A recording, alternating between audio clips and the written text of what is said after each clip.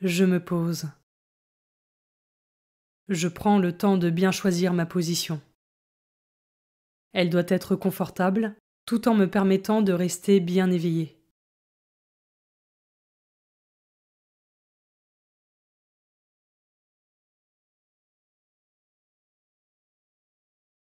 Je demande à l'Esprit Saint de venir en moi et de bénir mon temps de prière.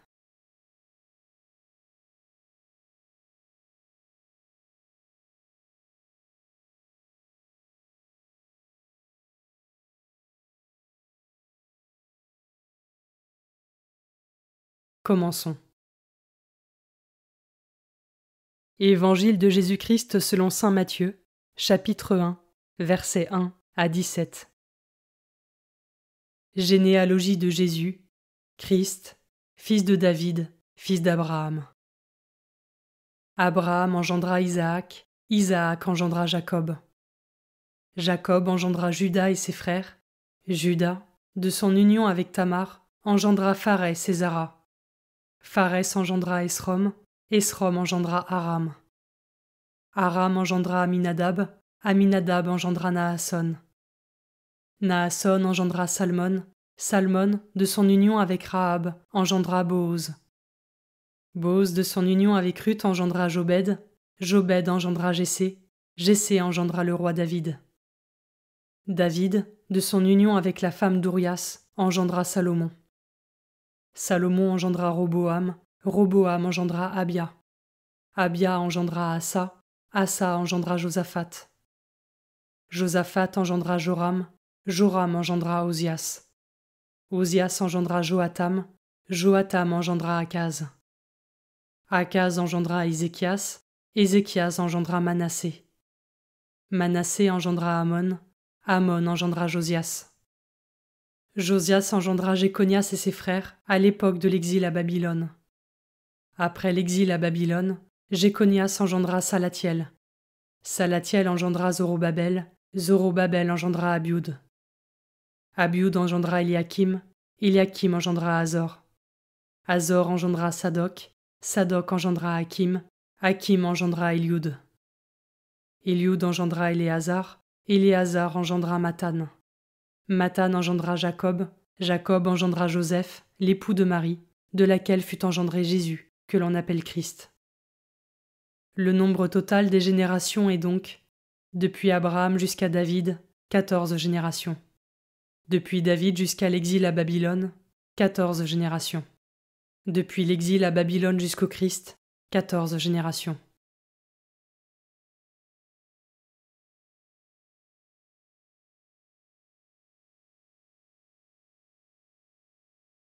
Je commence par méditer ce verset. Généalogie de Jésus, Christ, fils de David, fils d'Abraham. Méditer la longue généalogie de Jésus peut sembler rébarbatif et monotone. Mais Matthieu, en ouvrant et en clôturant cette généalogie par le nom de Jésus, nous rappelle à sa façon qu'il est le début et la fin, l'alpha et l'oméga. Et moi, ai-je conscience que c'est le Christ qui donne un sens à notre histoire, à mon histoire?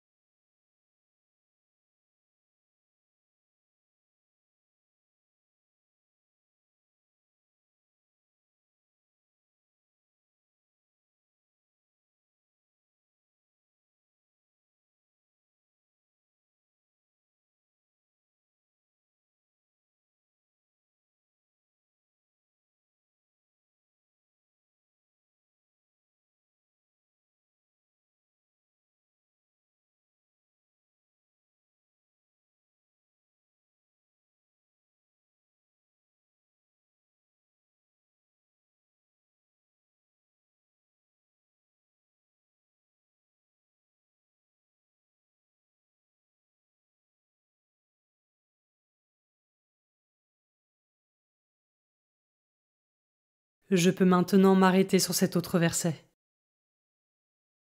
David, de son union avec la femme d'Urias, engendra Salomon.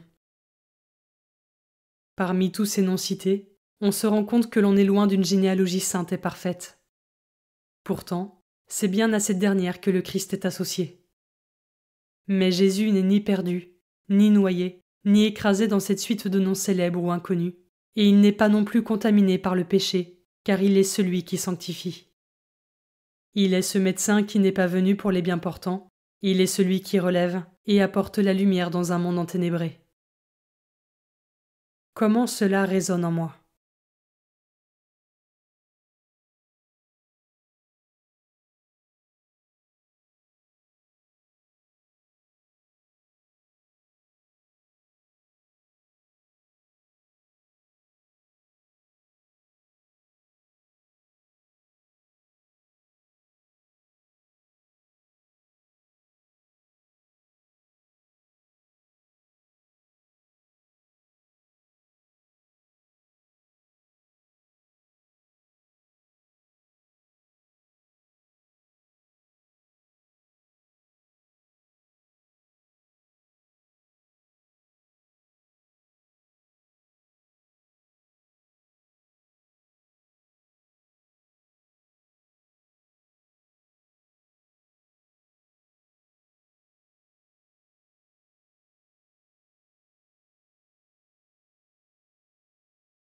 Je peux terminer cette méditation par un cœur à cœur avec Jésus.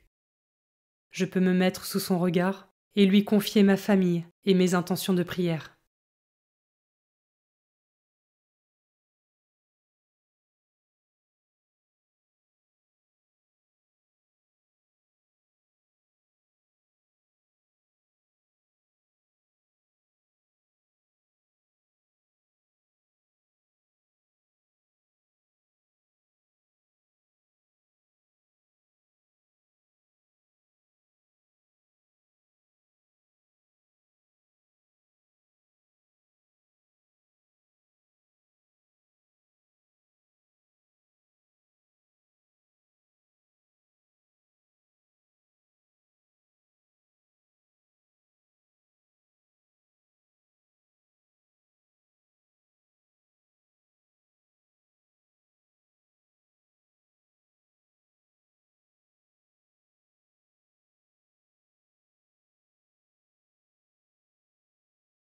Pour conclure, je remercie le Seigneur pour ce moment passé avec lui et pour ce qu'il m'a enseigné.